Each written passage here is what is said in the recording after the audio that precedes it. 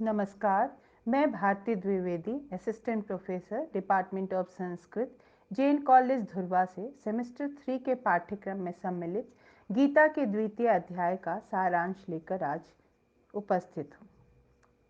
गीता वेदों, उपनिषदों, दर्शन ग्रंथों के मूल सिद्धांतों के मंथन के उपरांत प्राप्त अमृत है। इसी कारण यह संपूर्ण विश्व में समादर प्राप्त है।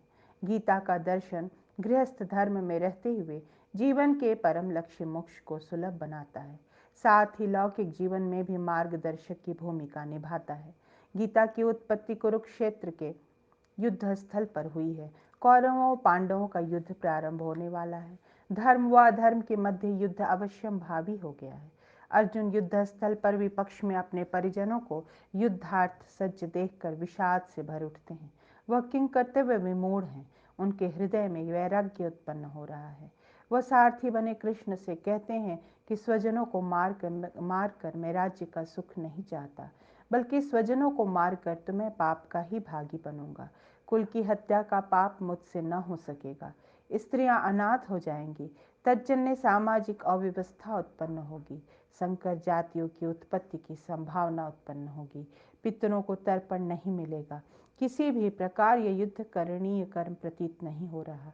ऐसा कहकर अर्जुन वैराग्य व दुख के भाव में डूबे हुए रथ के पिछले भाग में जाकर बैठ जाते हैं। कृष्ण उनकी ऐसी दशा एवं मन स्थिति देखकर आश्चर्यचकित हो उठते हैं और अर्जुन को युद्ध के लिए कई प्रकार से प्रेरित करते हैं। जीवन संग्राम में स्वतः उपस्थित विषम परिस्थितियों का दृढ़ता से सामना करने का सदुपदेश देते हैं। वही गीता के रूप में आज हम सबके समक्ष उपस्थित है। श्री कृष्ण कहते हैं कि तुम्हारा यह व्यवहार श्रेष्ठ पुरुषों के योग्य नहीं है। शत्रुओं का दमन करने में तुम समर्थ हो। हृदय की इस तुच्छ दुर्बलता का त्याग कर युद्ध करो। युद्ध क्षेत्र से विमुख होना न तो इहलोक में तुम्हें यश देगा और न ही स्वर्गलोक में। तुम्हारा बड़ा ही अपयश होगा, जो तुम्हारे जैसे श्रेष्ठ वीर का भी प्रेत नहीं है। और जिन परिजनों को विपक्ष में देखकर तुम किम कर्तव्य विमूढ़ हो, वे शरीर मात्र हैं, अधर्म के साथ खड़े हैं। और शरीर तो क्षणभंगुर है, परंतु आत्मा शाश्वत है। ये परिजन सदा थे और सदा रहेंगे। आत्मा नष्ट नहीं होती। न जायते म्रियते वा कदाचित नायं भूत्वा भविता वा न भूयः अजो नित्य शाश्वतोयं पुराणो न हन्यते हन्यमाने शरीरे। अर्थात यह आत्मा कभी भी उत्पन्न नहीं होती और न ही मरती है, और न यह कोई ऐसा पदार्थ ही है जो एक बार अस्तित्व धारण करके फिर कभी भी अस्तित्व न धारण कर सके। ये जन्म रहित, नित्य, सनातन और पुरातन है। शरीर की हत्या होने पर भी यह हत नहीं होता। नैनम छिन्दन्ति शस्त्राणि नैनम दहति पावकः न चैनम क्लेद्यन्ति आपो न शोष्यति मारुतः। इस आत्मा को शस्त्र काट नहीं सकते, अग्नि जला नहीं सकती, पानी भिगो नहीं सकता, वायु सुखा नहीं सकती। तात्पर्य कि जो शाश्वत है उसके नष्ट होने का दुख कैसा, और जिसकी नियति नश्वरता है उसके नष्ट होने का दुख कैसा। शरीर जन्म लेने के पश्चात युवा अवस्था व वृद्धावस्था को प्राप्त कर अंततः मृत्यु को प्राप्त होता ही है। विद्वान व्यक्ति इस नश्वर शरीर के नाश पर शोक नहीं करते। तुम्हें भी यह ध्यान में रखकर युद्ध करना चाहिए।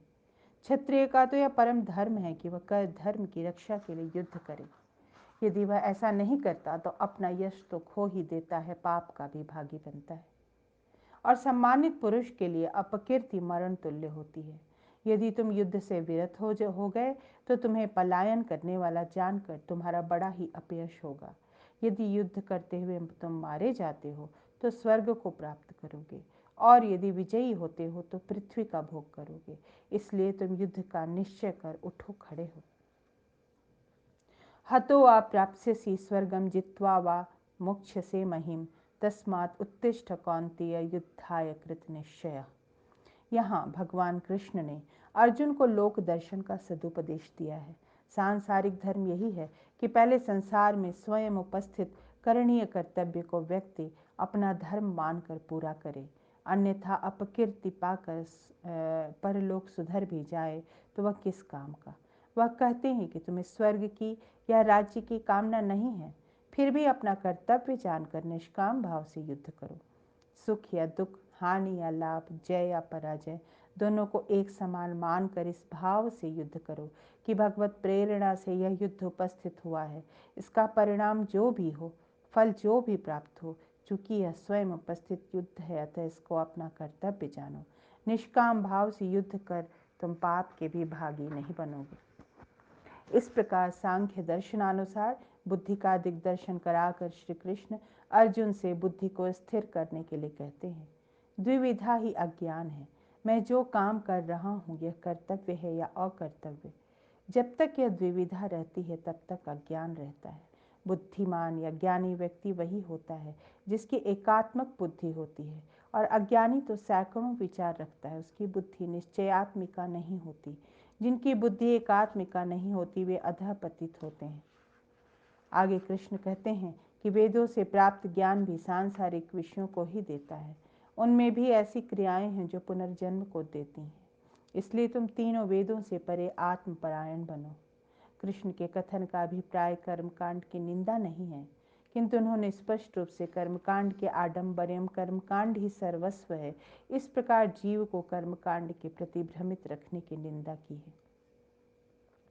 कर्मकांड का फल सांसारिक भोग एवं पुनर्जन्म है, परंतु जीवन का चरम लक्ष्य सांसारिक सुख या पुनर्जन्म नहीं है।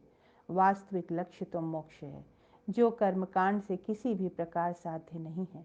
वह तो ज्ञान मार्ग से ही साध्य है। श्री कृष्ण ने आगे स्वयं स्पष्ट किया है कि जीवन में कर्मकांड अर्थात वेदोक्त कर्मों की उतनी ही आवश्यकता है जितनी बड़े जलाशय के न मिलने पर छोटे जलाशय की होती है। ब्रह्म का ज्ञान हो जाने पर ज्ञानी पुरुष को वेदोक्त कर्मों से कोई प्रयोजन नहीं रह जाता। यद्यपि कर्मकांड को मोक्ष का प्रथम सोपान कहा जा सकता है। कामना से किया जाने वाला कर्म न तो श्रेष्ठ है और न ही मोक्ष प्राप्ति में सहायक है। निष्काम कर्म करने से मनुष्य पाप और पुण्य का भागी नहीं होता। जिन ज्ञानी मनुष्यों ने अपनी बुद्धि को भगवान के साथ युक्त कर कर्म से उत्पन्न होने वाले फल का त्याग किया है, वे जन्म बंधन से मुक्त हो जाते हैं और उस परम पद को प्राप्त करते हैं जहाँ किसी प्रकार का दुख या पीड़ा नहीं है। कर्मजं बुद्धि युक्ता ही फलम त्यक्त्वा मनीषिण जन्म बंध विनिर्मुक्ता पदम गच्छन्ति अनामयम। पुनः कृष्ण कहते हैं कि अभी तो तुम्हारी बुद्धि मोह के दलदल में फंसी है, इसलिए तुम्हारी समझ में यह ज्ञान नहीं आ रहा। किंतु जब संसार के अनेक मतांतरों और उनके पाखंडों को देख सुनकर तथा उनकी निस्सारता का भी तुम्हें पता चल जाएगा, तब भटकते हुए अंत में तुम्हारी बुद्धि निर्मल होकर स्थिर हो जाएगी। तब तुम्हें इस सुने हुए ज्ञान से ज्ञान प्राप्त होगा। पुनः श्री कृष्ण ने कहा कि तुम ज्ञानी अर्थात स्थित प्रज्ञ नहीं हो। स्थित प्रज्ञ की बुद्धि द्विविधात्मक नहीं होती, अपितु स्थिर होती है। इस संक्षिप्त ज्ञानोपदेश से अर्जुन का मोह पटल कुछ हटने लगा। तब वह ज्ञान के प्रति जिज्ञासु होकर पूछता है कि भगवान, स्थिर बुद्धि से क्या तात्पर्य है। अर्जुन के इस प्रश्न का उत्तर देते हुए भगवान स्थित प्रज्ञ के लक्षणों का वर्णन करते हैं। प्रजहाति यदा कामान सर्वान् पार्थ मनोगतान् आत्मनि एव आत्मना तुष्टः स्थित प्रज्ञः तदा उच्यते। अर्थात हे अर्जुन, जब मनुष्य मन में रहने वाली समस्त कामनाओं का परित्याग कर देता है और आत्मा के द्वारा आत्मा में ही संतुष्ट रहता है, तब वह स्थित प्रज्ञ कहा जाता है। दुख के समय भी जो विचलित नहीं होता, सुख के समय जिसको अभिमान नहीं होता, भय आने पर जो नहीं डरता, विषम परिस्थितियों में भी जो अपने क्रोध को रोक लेता है, ऐश्वर्य होते भी जो विषयों से इंद्रियों को अपने वश में रख सकता है, जो अच्छे या बुरे पर न तो प्रसन्न होता है न बुराई करने पर ही शत्रु भाव रखता है, इस प्रकार जिसने अपने मन पर एवं बुद्धि पर नियंत्रण पा लिया हो, वही स्थित प्रज्ञ है। मन पर ऐसा नियंत्रण अत्यंत दुष्कर है। अर्जुन ने स्वयं कहा है, चंचलम ही मनः कृष्ण। मन को रोकना वायु को रोकने के समान दुष्कर है। मन तथा बुद्धि तब स्थिर होता है जब जीव इंद्रियों के वेग को उसी प्रकार रोक ले जिस प्रकार कूर्म अपने अंगों को अपने खोल में खींच लेता है। मात्र इंद्रियों को विषयों से रोकना ही पर्याप्त नहीं है, अपितु मन से भी ऐसे विषयों का ध्यान होने से चित्त दूषित होकर स्थिर नहीं होता। मन में भी विषयों का चिंतन रहा तो कभी न कभी वह मन जीव को भ्रष्ट कर विषयों में प्रविष्ट करा ही देगा। परंतु राग द्वेष से मुक्त अंतःकरण के वशीभूत हुई इंद्रियों तथा विषयों पर विचरण करता हुआ जिसने अपने अंतःकरण को वश में किया है, ऐसा मनुष्य चित्त की शांति, स्वच्छता, प्रसन्नतामयी अवस्था को प्राप्त करता है। राग द्वेष वियुक्त हितो विषयान इंद्रिय चरण आत्मवश्यई विधेय आत्मा प्रसादम अधिगच्छति। चित्त के प्रसन्न होने पर इस मनुष्य के समस्त दुखों का विनाश हो जाता है, क्योंकि प्रसन्न चित्त मनुष्य की बुद्धि शीघ्र आत्मा की शांति में स्थित हो जाती है।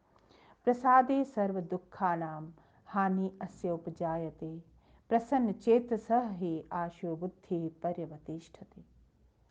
आत्मस्वरूपावस्थान और आत्मज्ञान में बुद्धि की शांत, निष्काम, दुख रहित स्थिरता को गीता समाधि का नाम प्रदान करती है।